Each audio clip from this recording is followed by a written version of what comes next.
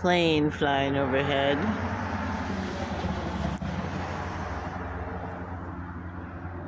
Beautiful moon.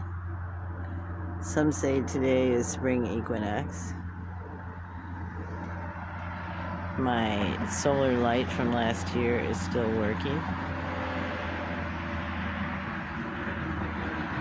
I don't usually sit out here because I don't like the traffic noise much. But I decided to do it for a change. My neighbor's solar light's on his house. And it's beautiful tonight, actually, outside. Somebody walking by the street. I hope you have a great spring. And happy spring equinox. Bye-bye.